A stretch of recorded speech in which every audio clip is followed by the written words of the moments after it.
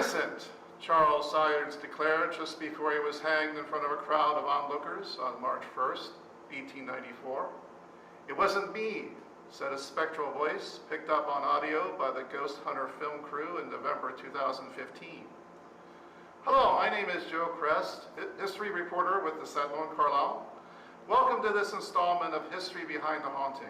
Today I'm standing in the cell block of the old Cumberland County prison on the corner of Bedford and High Streets in downtown Carlisle. This castle-like building was the lockup for many a nefarious character from 1854 to 1984. Our story begins the night of April 8, 1893.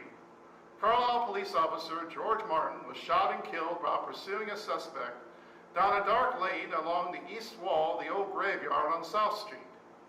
It is believed that Martin was shadowing Charles Sayers, a known felon suspected in several downtown burglaries.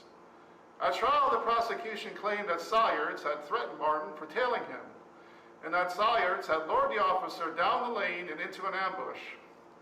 Defense attorneys argued that when the shooting took place, Sayers was on the north side of Carlisle, a half-mile away from the crime scene.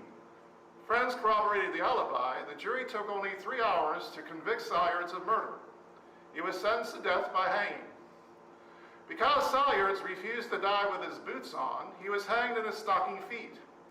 Since then, there have been sightings of a ghostly figure walking the gloomy hallways of this prison, followed closely by a pair of boots.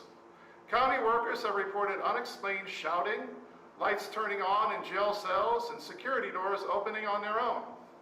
Why would this spirit linger on in the afterlife in a place he so dreaded while alive? Is this ghost even Sayers? We may never know. And my name is Marlon Hamilton. I'm the HVAC tech here at the county. And what I experienced here was an apparition. I was working in cell 116 about 4:30 in the afternoon and heard his footsteps coming up through the aisle.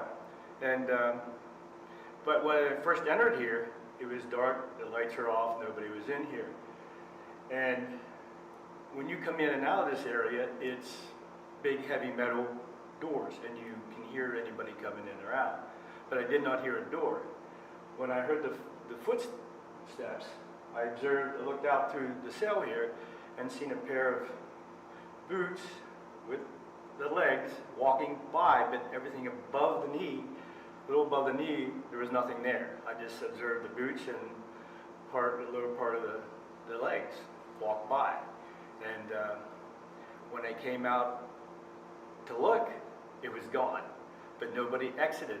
I have my shop areas over here where I keep parts and pieces and do work on things if I have to break them down or do work to them.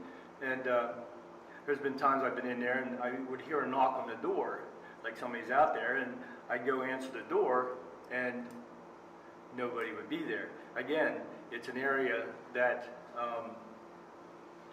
when you come into it, there's an automatic light. So if you walk in the area, the light comes on. When I answered the door at that time, the light wasn't on, it was off, so nobody could have walked up to the door and knocked without tripping that light. There's been other occasions where lights will come on and off, doors opening, and they were card doors, so you needed a card to access that area. So the door would automatically open and then close, but nobody was out there. Again, they had that on camera, and there was nobody on the other side of the door, but they did catch the door opening and closing.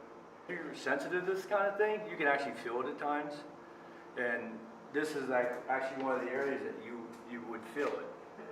In this, I've never felt anything hostile down here. Nothing ever hostile.